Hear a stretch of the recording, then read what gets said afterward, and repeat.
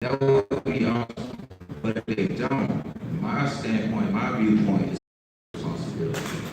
You can make it if you decide to make it. And I listened to our brother over here, and I agree with a lot that he said, but I don't agree that prosperity financially is the total problem solving to what we have going on with the black community. Money is not just going to solve the problem. It's going to have to be a whole mindset change because the black man has to understand responsibility and have vision. Just giving them money and money in their pockets doesn't make them love their wives. It doesn't make them care for their children. It doesn't make them all of those things that those kids need to come up and so they're mentally stable when they're grown and know how to pass that on. We have to stop passing down what hasn't been working for generation to generation to generation. That has to stop. And I come from a place of poverty, very, very, very strict poverty. Didn't have anything. My dad had first grade education is all he had. I had to teach him how to write his name. But he had 8 kids, and he took care of all of them. He didn't wait for anybody to give him a job. He went out and he figured out how to make a living for his wife and his kids. And he farmed, he did various things. But he didn't just sit at home and say, nobody won't give me a job, so, government got to do it for it.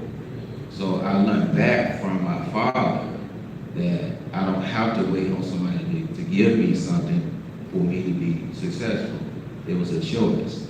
And so if you look at where I was and look at where I am today, you could never, I couldn't even believe that I would be where I am today from where I started from. But it was only a personal decision that I made that I was not gonna be the labeled black man. I was not gonna be the stereotype. I was not gonna just settle and say, that's too hard, or they won't do this for me, or they didn't do this for me, and blame everybody else. I looked at what can I do, and I did it, and then I passed that on to my children. And so that's how I see it. Well, I would say this. I would say that the idea of vision is something that we see in a lot of other communities. You see that in Jewish community, the Mexican community, you see that in the Asian communities, you see it in a lot of communities. So for our entrepreneur part of the group, where did you get your vision, and how do you think that other young black men or aspiring black children can find that vision within their communities? Do you feel like our communities worship people who are entrepreneurs like we worship their local business owners? No, I don't think they worship entrepreneurs or local business owners. But I know this is fact. The biggest way to create wealth is actually to own your own business. The fastest way to wealth creation is to own your own business. We are living now in the 4th industrial revolution, which is essentially sweeping by us because we're not actually grabbing it. Technology, and I'll emphasize this because I've seen what it's done to people around me and to me in particular, but to people around me. It is one that could help a lot of people.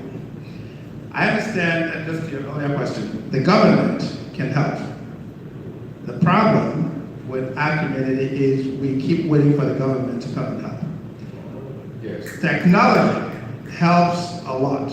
Where technology has become, more than all of the other 3 industrial revolutions, technology has become the one that's most disruptive. Such that you could start anything in your garage. You could start something, find something that the community likes, and you can become, the purveyor. You can set up an app that becomes, a hit. And the first one doesn't work, the second one doesn't work, the third one will work. It's the biggest lifter of economic power that there has ever been. My issue, though, with our community is that we're not embracing it as much as we can. And until we wait for a big government program to come in from on high and just say, hey, here's money, let's spread it out and then we go find. No, money doesn't create. Money doesn't give you creativity. Money can enhance it. Start that a bit, start in a very small way. The way that I've done it is starting in very small ways.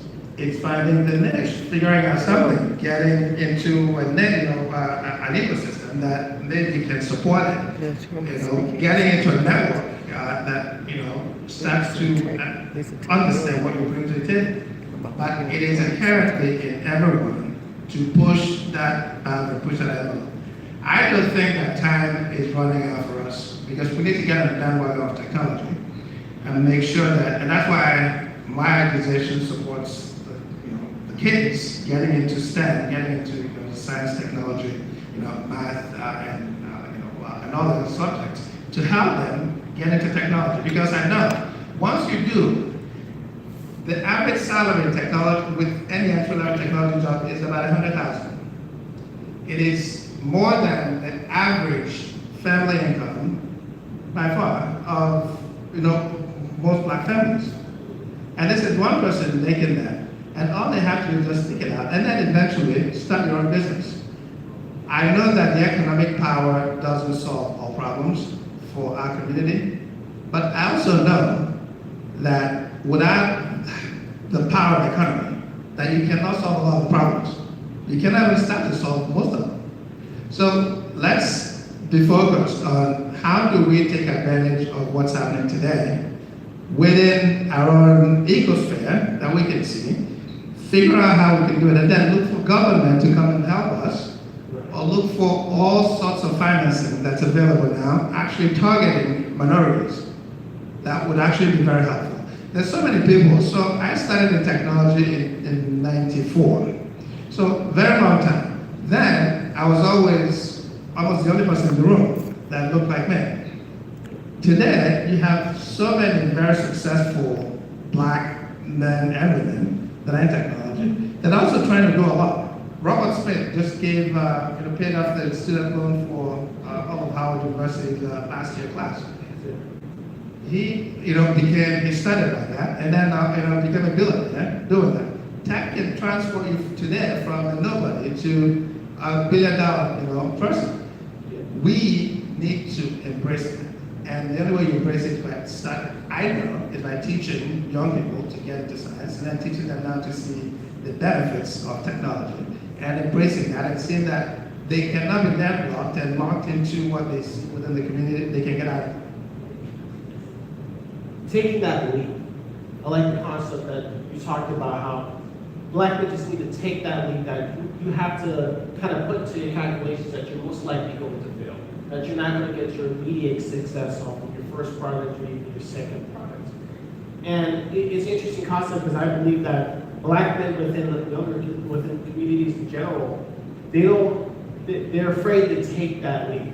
I asked you, Ronald, where do you feel like that kind of fear is coming from, to take the leap, to try doing something different? You look at yourself. You took the leap and you jumped into YouTube.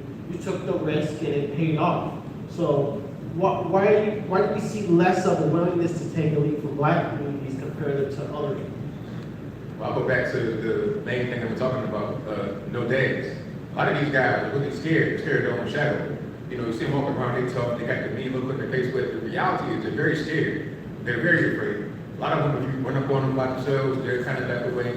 That's why they get into games, because as a group, they feel more empowered. They feel like they have more security that way. But by themselves, they're insecure and they're afraid. So to go out and do something like that, take that kind of risk, they would never do it. They're just afraid. They're afraid. They're afraid to go out and try to do a job they've not done before. It's all about fear at the end of the day. So I think if we get that family back together, you have dads that will take their little boys to go out and shoot, go out and hunt, go out and do basic things like that, that would reduce that level of fear in the boys and in the black community in general. And as my man, Mr. Taylor, you have children, correct? Now, what do you teach them that's different than what they may learn in school? Are they in public, private? Like, how do you get your children prepared for the world so they won't have that fear in the heart? Well, my children, my wife and I, we start with the basics of the foundation of God. And we instill in them the values of Christianity and the Bible. And we involve every other area of subject around God. And we show them that how success works, not to be afraid that we don't teach our children that you're black and you're inferior and somebody else is different than you and they're more, they don't even, that discussion doesn't happen. You can do whatever you want to do. You can be whatever you want to be. You're just as this equal or prepared or as valuable or whatever other word you want to use as a white person. And so our children are not surrounded by the negativity that people pass on. Like I say, you pass on from generation to generation to generation. We're not passing that on to our children. We're teaching them, start from here. You can do it. You can practice it. Nobody's stopping you. And I think what we need to do is be openly honest and make black men uncomfortable, not fulfilling their roles. Not just talking over the surface of it and saying, the opportunities to give them, all opportunities to give them. Make them uncomfortable not succeeding. Make them uncomfortable depending on the women. Make them uncomfortable not taking care of their children. That's where we need to start, because that's what's happening out there. And is it happening in my family? I got a huge family, and I see it every day with my uncles, my brothers, and cousins. They are comfortable not taking care of their family. They're comfortable living the way they live. I was in high school, and we talked about what we're gonna do when we graduate. And it was some of my classmates, their goal in life was to move to the projects, get on welfare. And they're doing that today. That was their vision in life. We got to make them uncomfortable. I agree with you on that 100%. Now, only I got to ask you, what he was talking about, I think that's about low expectations in the black community. You feel like, okay, we're going to go to the projects, live really on the lowest level possible. How do we raise expectations in the black community so we can do better in life rather than just being comfortable with living on the lowest level possible?